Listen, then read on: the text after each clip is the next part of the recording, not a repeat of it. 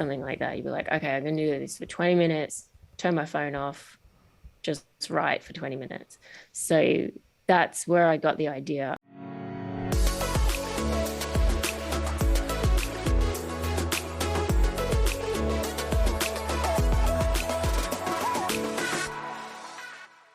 So on today's episode, we have Lizzy Hoo, who is a writer and stand-up comedian who has performed in front of sold-out audiences at the Melbourne Comedy Festival and the Sydney Comedy Festival. Welcome, Lizzy. Welcome to the show. Thank you for having me. Welcome, Lizzy. So, you've been doing stand-up since 2017, we read, and broke out onto the scene last year when you performed at Just for Laughs. Am I right in saying that? Yeah, that's about right. So I did Raw comedy in 2017, which is a That's right. national comedy comp, and I was pretty fresh to comedy when I did that. And then the year after, so 2018, I did Just for Laughs, and then did Comedy Festival the following year. So yeah, I've just kind of kept going. Yeah, that's awesome. So how'd you get into comedy? Was it an idea on your mind leading up to 2017? Yeah, I think for my entire life, like I'd always wanted to try it. But I actually started comedy quite late. Like I was in my 30s when I started, which is a little bit unusual. It's not that bad, but it's like not many people start in their 30s. But I'd moved to Sydney about 6 years ago. And I was kind of like looking for something to do. Like I didn't have many friends here. I didn't have many like connections. So I was looking at courses that you could do at Sydney Community College, and they had a stand-up comedy course. I was like, oh, I'll give that a go. Like it's 4 Monday nights. Like how hard can it be? Like if I don't like it, I don't like it. And then I did it, and the guy who runs it, he puts on like a friends and family show at the end. And you don't have to even do this show, but I signed up. I was like, what the hell, I'll do it. And I did the friends and family show, and I really liked it. And I just kept doing it. You sound like you love to take on new opportunities and just embrace things. Yes. I love a course. I'm a sucker for like an online course. Ooh. Or like even in lockdown, I did like an American accent course the other night. Nice. I'm just Yeah, can you give us like a couple of bit of a sentences? nerd. Can you do this recording? It's really hard. Like after I did the course, I realized how much I didn't know. Oh, Yeah, that's not bad. but I did like this lady who ran it. She was like really focused on like how your tongue was moving, what your jaw was doing, and I was like, oh my God, I didn't think about it that much. But Oh, yeah, wow. I'm a sucker for a course. Yeah. What do you learn in a comedy course? Like, what are they talking you through? Just how to come up with a premise, or what is it that they're actually teaching you? Like I didn't know anything about comedy really, apart from like a few like who Aussie comedians were basically. But this guy who ran it was he's pretty old school comic. I'd say he'd be about 60 and has been around for ages. But honestly, it was real basic. It was like, these are the types of comedians, these are styles of Right. jokes. Wow. Like, this is how you could write, like, this is a basic joke. It was real basic. And Textbook. then, yeah, it was honestly like he would bring his CD player in with like CDs and just like pop them in and be like, okay, let's listen to this joke. And I'm like, okay. So it was pretty old school. Oh, jeez. Wow. That's like, because I went to uni, and sometimes when a lecturer pulls up a YouTube video and they get super excited about it, and these are older people as well, and on the bottom of the YouTube video it says from 2008. I was like, YouTube had just got launched. Like, man, like this is old. Yeah. And he's excited, Yeah, we got this video. Yeah, people have their favorites. Yeah, but I found it hard to sometimes listen when I could tell that something was so outdated, because like this is off. But yeah. you took it on and you did it the 4 weeks. Yeah, I mean, it was 4 Monday nights. Yeah. It wasn't a huge investment. Yeah. But yeah, so I felt I felt maybe a bit confident after that I knew something. I got my 5 minutes out of that course that I could go to open mics with. And yeah, that once I started doing open mics, I was like, oh, this is a lot harder. This is like the real comedy that you hear about. There's not as many supportive classmates. Yeah, not as many supportive classmates. Yeah, exactly. Not as many friends and family. Yeah. So yeah, it's just yeah, usually 10, maybe 10, 20 people, usually comics. And a comics the most critical. I mean, we listen to a couple of American podcasts, and they talk about like sometimes after a show they'll just get bashed by their comedian friends if something didn't hit. How is that comic community? Yeah, I think we're kind of maybe a little bit dishonest. You can tell if you went badly if the comedians just don't look you in the eye after it.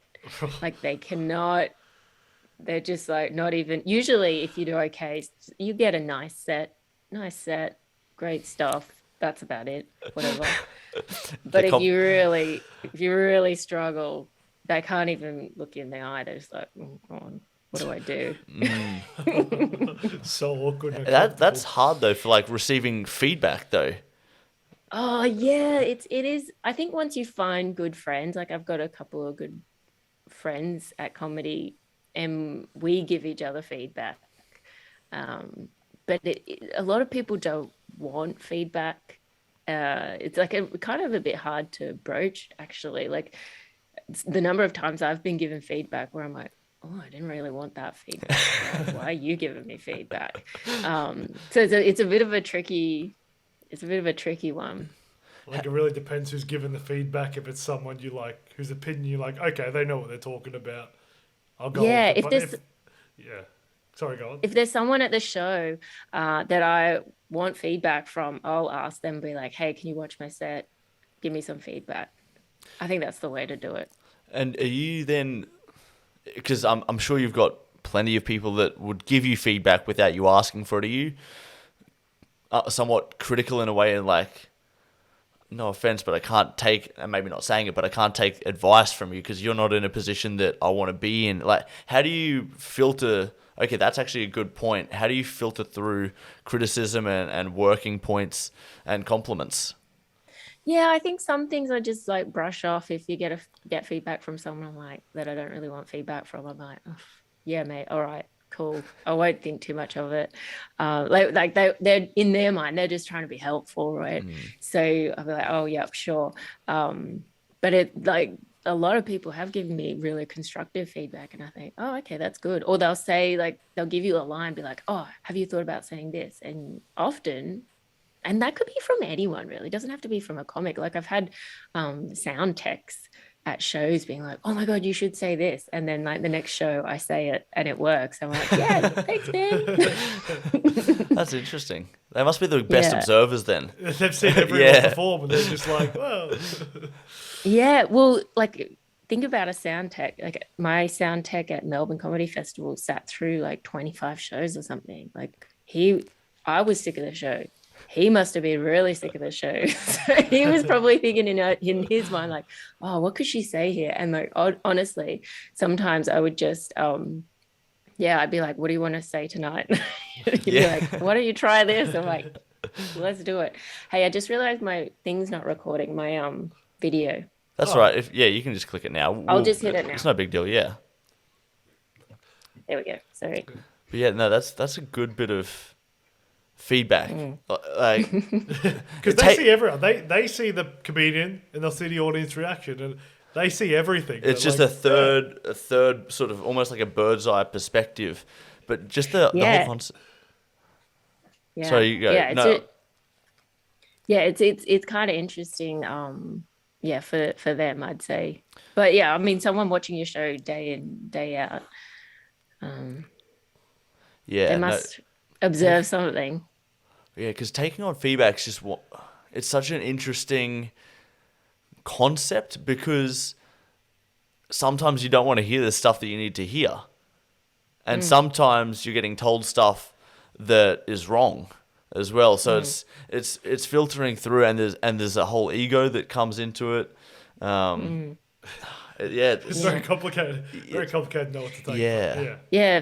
Yeah, totally. And you only hear what you want to hear most of the time. yeah. So They call it the halo effect, I Yeah. believe. Is that, or is it yeah, confirmation bias? I think Maybe. confirmation bias is you Confirmation seek bias. out things that you want. I think Yeah, that's it's similar a though. similar Yeah. thing. Yeah. But Yeah. so then 2017 you do this the course, the 4 week at the community college. Yeah. You do your friends and family, and then you start going to open mics. Yeah. So yeah, I did the course in 2016 Sorry. and and then I did a few open mics and I got really I don't know, my confidence was really shattered after going to a few open mics. I was like, what is this? Because the demographic at an open mic is probably like a lot of 20 something year old dudes and me as like early 30s like professional rocking up and I'm like I don't think they're like if you're thinking about feedback I'm like most of the crowd is comedians. I don't think I'm getting the right feedback from a joke that I need. I don't know, it felt a bit strange. Like I'm more comfortable with the situation now. But yeah, I was a bit like, oh, I did a few open mics and just didn't enjoy it. But then I thought, oh, I'll enter raw comedy and just see how I go there. And then I got to the like state final in Sydney and I was like, okay, I'll just keep doing this. And it gave me a bit of a confidence boost. Interesting. So the 20 to 30-year-old guys in the crowd in those open mics, are they actual like patrons of a venue, or are they Oh, just comics waiting for their set or their open mic? yeah, comics mostly waiting for Yeah. their open mic spot or their friends. Like Okay. Yeah. it's usually a pretty young crowd, which can be like, yeah, I think when you first go, it can be pretty intimidating. How was it fitting into that crowd then? Um, like I felt like a few times rocked up to an open mic and I just drove away. Like I would park and then I'm like, nah. Like, what am I doing? And like I talked to myself like, you got a job, like it's fine, you have a good life. What am I? And then like the few times I did turn up and do it, you put your name in this hat, and there'd be like 40 other people, and then you wouldn't get called out until like the second half. It'd be like 11 o'clock at night. You're doing like 4 minutes of whatever to the 10 people that were left. Yeah, it was a really it didn't yeah, I didn't really fit in. I Mm. didn't really make that many friends in the beginning. It's only like now, a couple of years later that I actually made like proper comedy friends. And what was that from? Was that from going to bigger gigs, or just grinding and just meeting people? Yeah, I think meeting people and then sort of coming across the same people. Yeah, and yeah, connecting with a couple of people first. I definitely had like a couple of close friends, and even lockdown last year helped with that. Like I have a group of friends that we catch up with on Zoom regularly to like go through jokes, especially during a lockdown. Like we're meeting tonight on Zoom just to have a chat and chill out. But that definitely yeah, helped with forming friendships. I'm kind of naturally shy person as well. So That's I weird. mean yeah, yeah, it is Really? weird. But like, yeah, partly I think that's probably my fault too, that I didn't find that many friends early on because I would have just like gone to the open mic, then like just sat there in silence like a weird chick at the back. And then I would have done my 4 minutes and I would have left. Like I wouldn't have hung out and chilled with everyone. I would never expect a stand-up comic to view themselves as shy. Really? Yeah, Yeah. I I feel think like I feel like a it's lot a of lot, them. isn't it? A lot of Yeah, stand comics actually very like self-conscious and very introverted yeah, people. I'd say yeah, definitely introverted. There's a lot of yeah, insecurities going on. There's Hmm. yeah, there's a lot of shy people about bit awkward. So yeah, so then the Zoom chats are a great way to meet Mm. people. Are they just to chill and just chat, or are you bouncing ideas off? Yeah, we use them to test ideas because obviously, like especially in a situation that we're in now where we can't go to comedy shows, we just if we're still writing, it's like hard to write stuff when there's nowhere to test it. So we'll just if you've thought of anything that week or even if it's just like a little bit like a seed of an idea, you can feel comfortable and be like, hey, what do you think of this? Is this funny? Is this anything? What is this? And you've got like four or five other minds giving you their perspective on it. So yeah, it's super helpful. That's really good. And then, is there an issue of, because I've heard, and I'm actually listening to an audiobook called "Steal Like Mm-hmm. an Artist," but is there a Mm-hmm. trust that comes in with, okay, I'm planting the seed of this idea, but I'm also hoping they're not going to take it. Is there much of that still going on, of stealing Um, ideas? yeah, I imagine people do. I don't know if it's they're stealing ideas or there's definitely you find I mean, I would my friends like we wouldn't steal each other's ideas. I know that. Yeah, so you just But trust each I other. know like some ideas that like every year there's kind of popular ideas. Like Okay, yeah. you kind Just of come to the same conclusion, and you might have the same premise for it an could be it idea. could be Donald Trump getting elected in 2016, and there's a lot of jokes about that. Or I mean Yeah. that's America, but similar cultural events. Is that what you mean by Even like that? COVID jokes, I imagine there would be like lots of overlap in Masks or terms of something. something. Yeah, Yeah. And you kind of sometimes you hear stuff and you're like, oh, did I see that in Batuta? Like, was that, They're like, or fantastic. which like they might have come up with it themselves, but it's such a like a popular opinion at the moment that I love. it's How many yeah. writers do you know anything about Batuta? How many writers they have, or like just coming up with the ideas, because they're pumping them out and they all slap. Yeah, I don't know anything. I don't know anything about them to be honest. Yeah. But or how they work. Like, yeah, I don't know whether they have a team of writers or what's happening. Yeah. Yeah, well, for one person to come up with that many ideas and angles Oh, is they're so seriously good. impressive. But Yeah, no, they're so good. there's still like crazy. It was like, if you take from one person, you're a fraud, you're a copywriter and whatnot. But if you take from Mm. 100, you're a genius. Yeah, yeah, yeah, yeah. That was the premise of this book, and it's pretty interesting. But during COVID, because you're probably experiencing less by like being in lockdown, does that make it harder as Mm. well to conceptualize jokes? Yeah, I think so because you're not living really like you're living is such a weird situation and you don't want to have I don't want to come out of this with like lockdown jokes. Yeah, Boring. Like, to me, I'm like, oh, like who wants to hear that? And it's kind of unrelatable too. Like, if you go up to Brisbane, you got like a different experience true. of COVID to someone in Melbourne.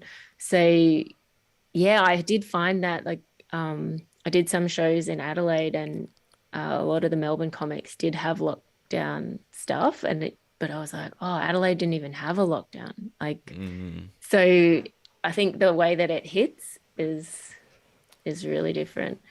So yeah, I'm trying to think of stuff that's not lockdown related or trying to dig up some old stuff that I never really took anywhere, like never really got anywhere. Yeah, it could be an advantage of you coming into comedy like a bit later than some other people. You had like some more life experience as an adult to maybe call back on some like old stories or old interesting things that you can turn into a bit. Is that something Yeah, you've like focused on? yeah, for sure. That's something I kept telling myself. Like when I was second guessing why I'm doing comedy, I'm like, why the hell am I doing this? And I'm like, actually, you've had a bit more like, life.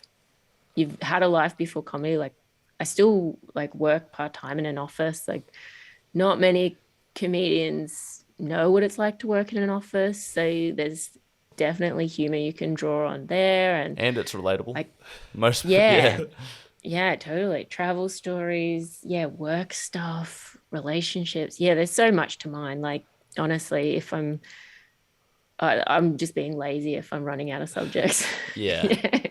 How do you start off an idea, like a premise? How do you come up with it? Like, do you have a certain process you go through, or you just sit down and you're like, all right, let's think of some things, then just try to air it out or write it out?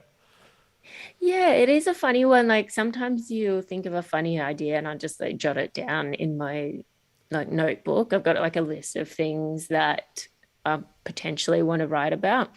And when I sit down to write, I look at that list and I'm like, oh, some of the notes, I'm like, what was I even talking about? Like, I don't even know what that means. But there's some I'm like, oh, okay, they stick with you a bit. I think some of the ideas stick with you. And those ones I'm like, okay, I want to flesh that out. Um, and for me, like everyone's process is different, but I used to work for magazines and do writing and stuff like that. So for me to just sit at a laptop and like write stuff out is very natural. Um, so I try and do that and write out as much as I can about it and then go in and pick some funny things about it. So at that point, is your filter for bad ideas almost zero and you're just spamming the computer? Yeah. Yeah. You're just like I'm either on my laptop or just writing in a notepad, like whatever for like 20 minutes.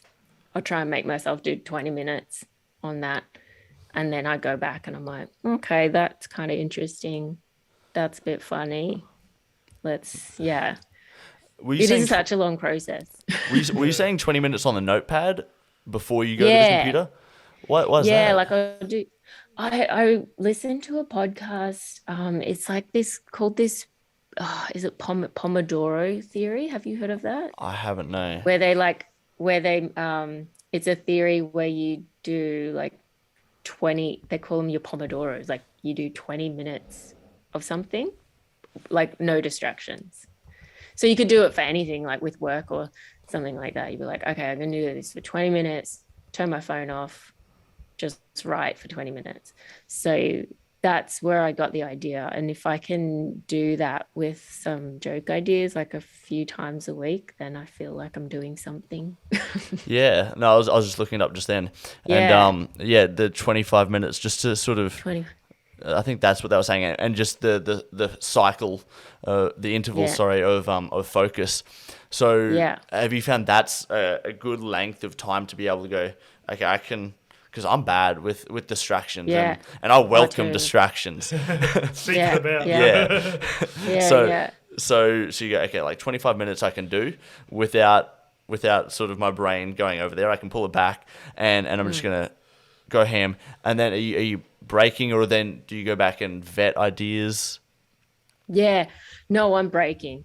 Like I just do 20 minutes. I set my timer for Yeah. 20 minutes and then I'll like, I don't know, scan my phone or make a coffee or something, and then I'll come back and do another 20 minutes or something. How many times are you doing this? Is this, will you have like one session for a couple of hours where you'll do a couple of Yeah, when I was working in like I've been working from home at the moment, but when I was going to my office, oh, I was finding that I get to places early, right? I'm just one of those people that like rocks up early, and I'm like, why am I wasting my half an hour early in the office? So I just would sit in the food court for 20 minutes and just like do my 20-minute thing, and then I'd go to work. So often I do it before work. Interesting. Yeah, okay. And then Yeah. and the notepad, is that because you delete too many ideas with the backspace key on the computer that you don't want to filter them out just yet? Yeah, totally. Because again, love a course, did a writing course, and and the one thing that they taught us was like write with your pen and paper because you're not editing. And apparently there's something to do with the brain and your hand that is wired differently to your brain and tapping on keys. So I don't know, it's slower. I think your brain has a longer time to like, I don't know, connect the thoughts or something. But I find But it, you yeah, found it definitely helps. Yeah. No, because that's that book of the Still Like Crazy. That's sort of what they've been saying as well, and how this person would have a manual desk, which is pen and paper, like no fancy tech, and then which is where his work starts, and then he'll take it to the automated desk with the computer, the fax machine. Yeah. Well, not fax. Fax is old fashioned. I don't know why I Fax said that. machine. Yeah, That's I've never even used a fax machine. That's not even my lifetime. The but book yeah, said it, so you've just got to regurgitate. yeah. Yeah, the book said it. So but yeah, so just like separating those ideas is I guess it could just be part of the creative process. yeah, I think it's something to do with the brain. I don't know. Yeah, and when you're blocked, have you ever had like writer's block? Um, yeah, I think I get to I mean, there's always something to write about, so I don't have it that way in an ideas sense, but definitely if like I've been looking at one thing for too long, that's when I'm like, okay, I need someone else to have a look at this. Yeah. Is that could be one joke in particular, just looking at it too much like at a microscope. Yeah. Yeah. A microscope. I like It's that. really small. Real. Yeah, really, really small. No, it is yeah, you can look at something, you know, even if you're writing a story or whatever, like you can look at it for ages and then you're just too into it. And then you just need someone else to like say, oh, what about this? Or it's okay. It's fine. Like it's working. Because sometimes, you know, you lose perspective on something. Yeah, and then in terms of ideas that you think are gonna slap, and you get up there, are there any that just don't work? Like, and how do you go about? Is that Yeah. like how do you go about filtering out if they're a bad idea or that was just a cold audience? Uh, yeah, you know pretty quickly if it's a bad idea. Often I think sometimes, like I'll take up an idea to open mic or whatever, and I'll do it, and I'm like, what? In my mind at the time, I'm like, oh, this will work. And then afterwards, I'm like, why did I think that would ever work? You can't, and but then there are some times where you do say stuff and you think, oh, that's just too new. Like I just need to be more confident because half of it I think is the sell like of the joke. So Is, if you can sell it, then and you're is more that confident with it. that's just purely your delivery? Is that what you mean by that? Yeah. Yeah. So sometimes, like for me, if I'm doing a new joke, like I want to learn it in a way that I'm like, okay, I want to be confident in saying this. And if I'm confident in saying this, then I've got the best chance of testing it well. So even if I'm confident and it doesn't work, then I'm like, okay, that's not It's that's not that bad. great. Yeah. Yeah. Let Was- that one go. And is that just purely you make that decision based off audience feedback, or Yeah. okay, yeah, or Yeah. there's no it's like I think we can still make this work. Is there one that you're just hanging on to? Yeah, I guess there's some. So I did a show at Melbourne this year and I was lucky enough to do it like 25 times or something. So you got a really good read on what was strong and what was not.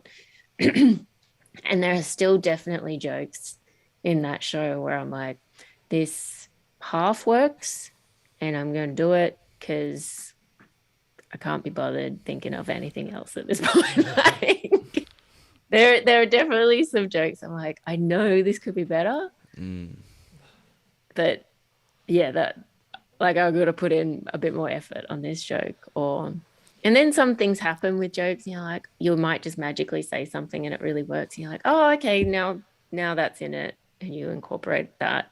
Um, but yeah, there are some jokes I probably should let go or just find better ways of doing it. Mm. And they just go back into the vault, and maybe when you're looking for a new a show, do you relook at those bad ideas? Is that Yeah. If I've tested them enough and they're still meh, I'll just let it go. time to Just cull? let it go. Yeah, yeah.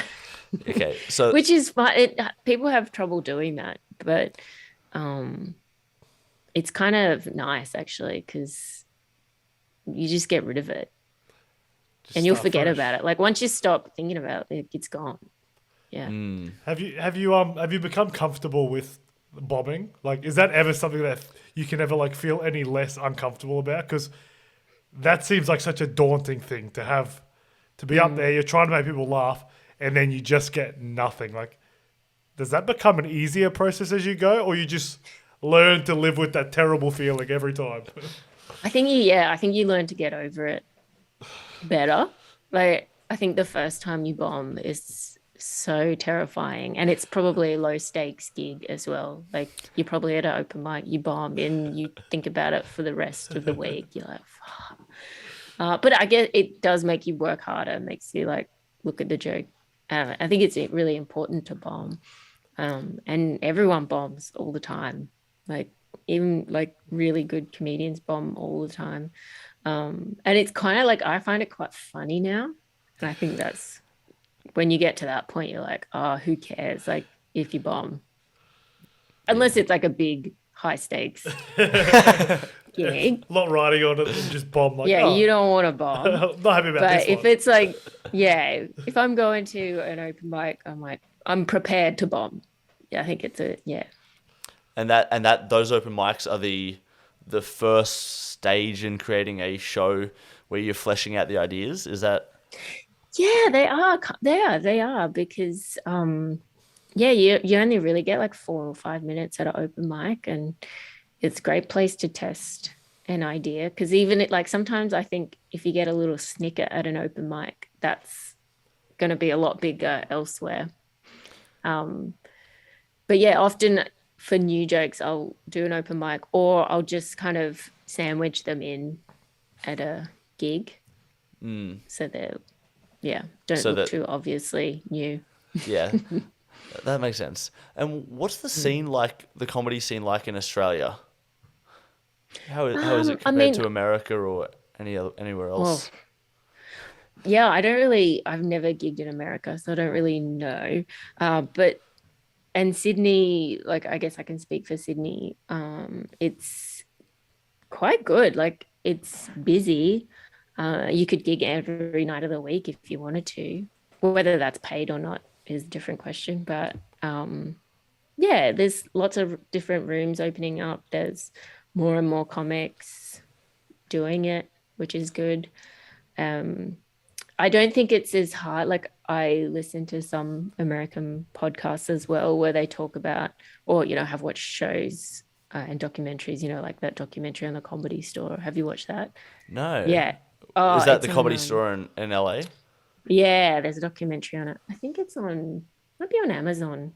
Can't Oh, remember. okay. Yeah. Yeah, it's Check it out. interesting, but you got people like Jay Leno and stuff talking about how they used to like was it Jay? Oh, whoever they are, like sleeping under the stairs for weeks and they never got paid, and like it's a real like hard road to fame. And whereas it's not like that here.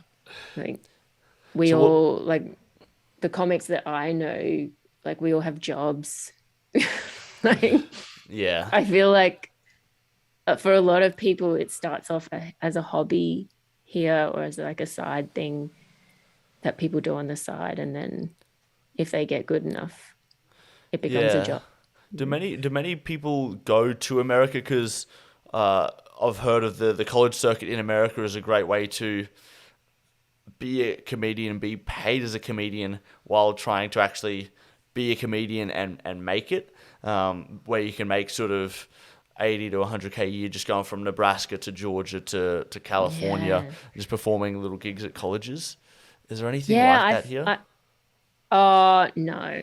Yeah. Like, yeah. Yeah. It's just, it's Nothing like comparable. such, yeah, I think it's just such a smaller scale here for comedy. Um, I mean, I've done university gigs and get a sweet $100, but like that's a good fee for Yeah. us. Yeah, there's nothing like that here. So Mm. is it what's your goal? Um, it's hard to say, like, especially I'd like to do this comedy full time. I think that's my next sort of step. But every time that I think about leaving my day job, there's like a lockdown and I lose heaps of gigs, and I'm like, oh, it's not the right time to do that. Yeah. But hopefully, yeah, maybe next year, just kind of keep doing shows and seeing what happens, because it's one of those things where you never know. Like one week you might get asked to do something, you're like, wow, I never thought that would happen. I'd love to like write a show or something like that. That'd be Yeah. pretty cool. Mm. What sort of show would you be going for? Is it a comedy show? Like a Or comedy, yeah, or a movie or something. Yeah, I'd have love you to have do you something like that. experimented with a few scripts just in your free time? Um, yeah, I'd have done a few courses, done a few Yeah. script writing Beautiful. Of courses, course, and of course. yeah, of course. Um, so yeah, like definitely started to experiment with ideas and look into the process of writing and yeah, do that sort of thing, which would be good. Because I think, yeah, in Australia, it'd be really hard just to make a living off stand up alone. All the big comics here are on radio, they're on TV, they're writing shows, they're in shows. So yeah, you got to do a few things. Yeah. Who's the goal or the benchmark then in Australia, Mm. Um, or at least in your I mind? don't. Oh, like the people that have. I mean, like Will Anderson's been touring for years. Like he does new show every year. That's pretty admirable. Like to be able to do that is Yeah. pretty incredible. I'd love to be able to do that. Like just keep aiming for a new show every year. Um, but then That's like people who like Celia Piccola, who's like written shows and she writes and acts in her own show, like that's yes.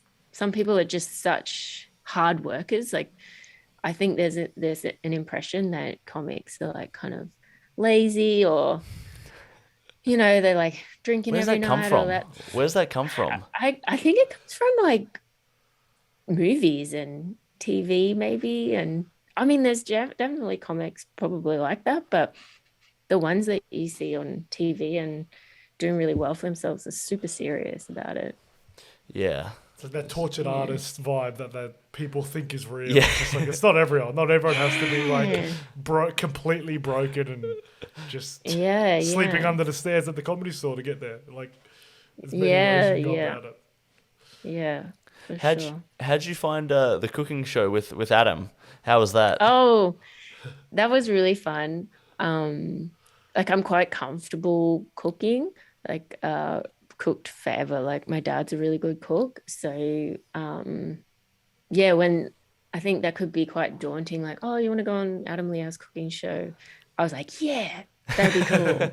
Um, and I like I've watched it and I'm like, oh, I actually look quite comfortable there. Like I'm like, oh, just I felt it was really easy filming as well because it was just the brief was like, oh, just pretend you're in Adam's kitchen at his home and you guys are cooking together. That was basically it. And I Is was like, that oh, okay, that's easy. is that Mm, hard to think when you've got cameras and lights in your face? We were chatting to Ash just before, mm, who went on 2019's My Kitchen Rules, mm. and he was saying, yeah, it's normally you're cooking in your kitchen, but there's 100 people in your house. They've got like all these cameras and different angles and lighting. Yeah. Is that hard to remind yourself to just cook? The one direction that they gave us was like, don't stop moving when you're talking. Like if you're chopping an onion, keep chopping the onion and talking. And I would completely stop because I'm like talking to someone Yeah. and I could see the guy in the background being like, yeah, chop it, keep chopping. Like just motioning me to like keep doing the thing. And I'm like, okay, okay. But yeah, it was a pretty like casual show. That's really cool. And Mm. how did that opportunity come about then? I think they just contacted my management and um teed it up. Yeah. Perfect. Perfect. That's amazing. Would you go on Yeah. any other shows like that? Reality TV shows, cooking shows? Um, I don't know, reality, like cooking shows like that, yes. Reality TV scares me a little bit. Um, my brother was on Big Brother in 2002. So Wow. that's like OG. the second Big Brother, right? Which was pretty like big deal back then.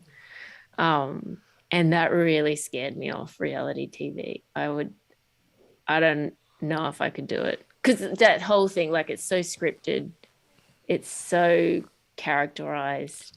You just don't know how they're going to portray you. So, and that feels like, oh, You're I'd you're hate being a that. you're being a toy in their narrative as a way, as Yeah, opposed to you creating your own.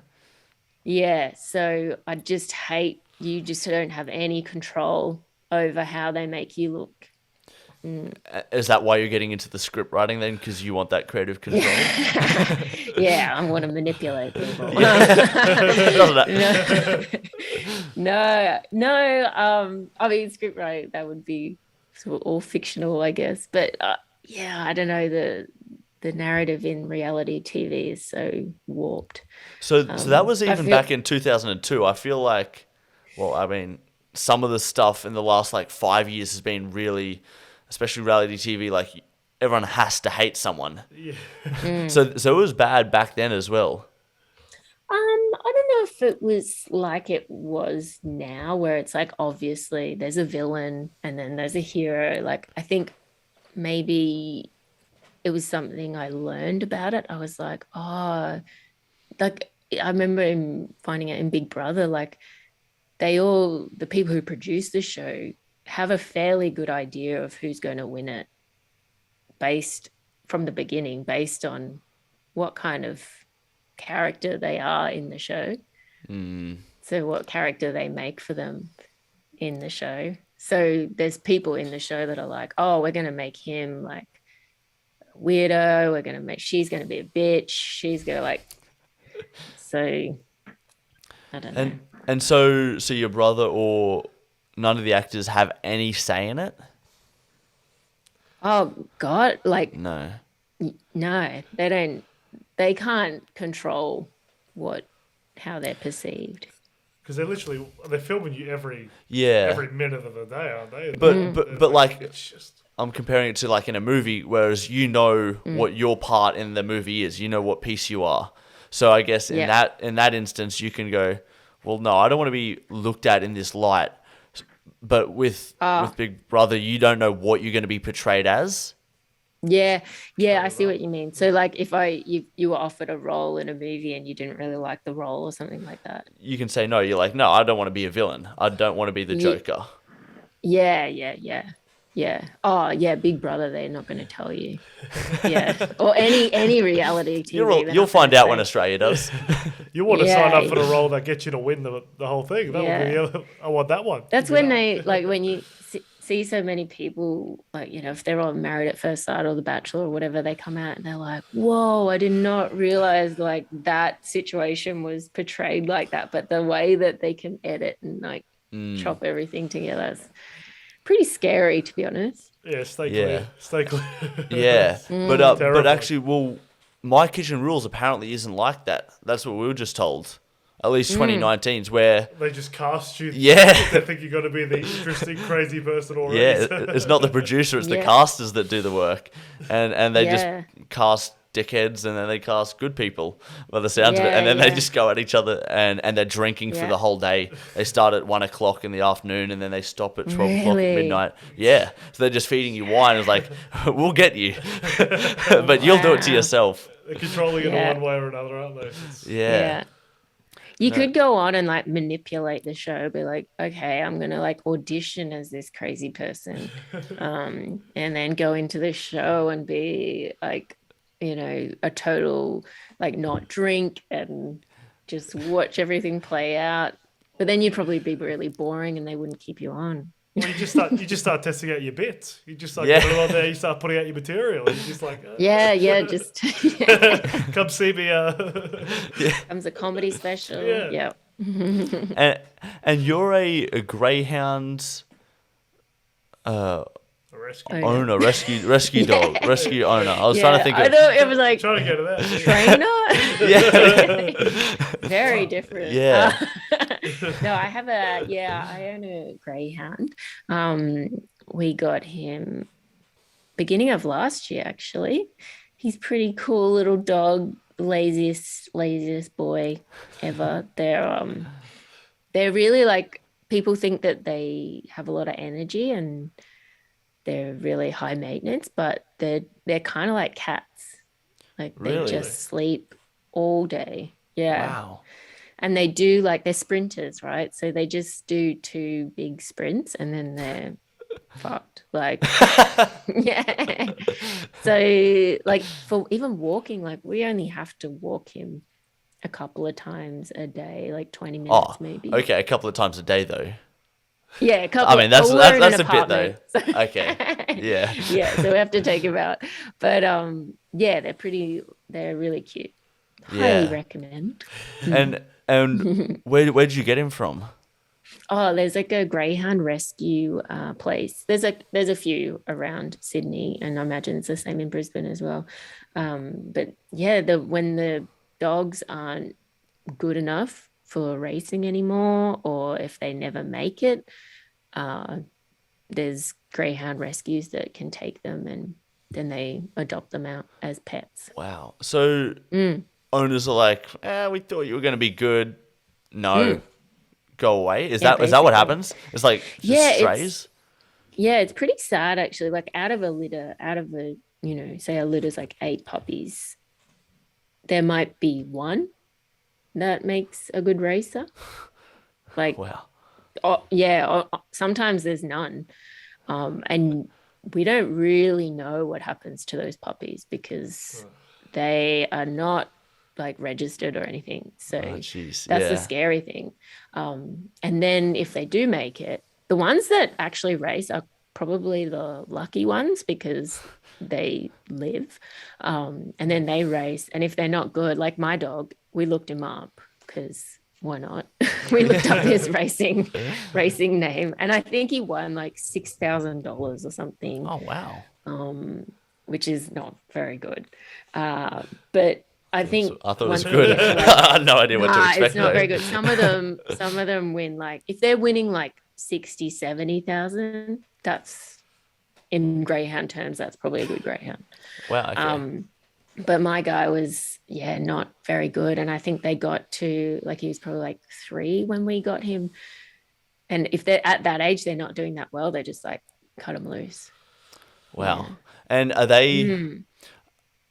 in a way that they're putting it in the recce center? It sort of sounds like they're doing the right thing. Is that the case? Yeah, I think it's changed a lot. Like, yeah, the trainer giving them to the rescue center is definitely the right thing to do. And I think they've got a really like between rescue centers and trainers, there's a really good relationship. There's no judgment, like that's just what the way it is at the moment. Um, and they'll take the dogs in whatever condition they are. Because some of the trainers are pretty nice. Like the dogs live an okay life, whereas sometimes the dogs come in like pretty bad shape, and they have to go through a bit before they can become pets. But I think it's getting better, but there's still probably a lot of gray area. Yeah. It's a weird industry because like It's not a sport, like it's just animals racing. It's not yeah. like horse racing where there's a jockey, It's you just know, just for it's gambling. just It's just literally to Yeah. feel it's like just gambling. Yeah. Yeah. And but it's hard because you do have trainers and they're like it's just another way of making money. But most of it's just gambling, and it's like really, I don't think anyone would be angry if you cut that aspect out of it. Yeah, if it's better for the dogs, like who cares about the sports bets, the Ladbrokes, like Yeah. they're Yeah, big it is a weird companies. one. Yeah, It's a weird little industry. yeah. That's I'd for have thought it's sure. like, why does it even exist? Yeah. Like Yeah. why does it still need to exist? There's other things to be bet You can on. gamble on anything. Like you can gamble on the weather, you can gamble on Yeah. political outcomes. Yeah. We're not short of that. But Yeah, exactly. but yeah, then putting animals Yeah. at stake is an interesting concept. But Yeah. it's been really awesome talking to you, Lizzy. Oh, thank you. Thanks Yeah, for having me. thanks for coming onto the show. When do you know when you'll be performing next in Brisbane, or when's your next events? Yes. So my show got postponed. I'll just make sure I find the right date. That's It's all in right. October. That's right. And your Instagram as well, while you're doing that, is at Lizzy Hoo. Who? Oh, Yeah. who? I'm At so Lizzy sorry. Hoo. That's all right. Yeah, Brisbane Comedy Festival has been rescheduled to October 1st and 2nd. Okay, perfect. All right, so at Lizzy Yeah. Ho on Instagram in Brisbane, Yep. October 1st and 2nd. Yep. Are you performing in Sydney and Melbourne soon, or do you have any bookings for there? Yeah, I've got a few Sydney dates. If they happen, I'm so Yeah. scared. Yeah, I've got Comedy Store on the 3rd of September, fingers crossed. And then a gig at the Belvoir Theatre on the 19th of September, which should be fun. And Awesome. then, yeah, other than that, my website and Instagram has all the dates. Perfect. And your website was at Lizzy Who as well. Yeah, Us lizzyhoo.com. www. Yeah. Yeah. Yep. Yeah. Yep. Awesome. Amazing. Thanks for coming on today, Lizzy. Thank you for having me. Enjoy your freedoms up there. Make We'll the most of it. Yeah, Because we'll I do think it. yeah, go see some comedy for sure. Yeah. Yeah. No, we will. We'll check it out. Thanks, Lizzy. Thanks for coming Thanks, on. Lizzy. Thank you. Have a great day. Bye.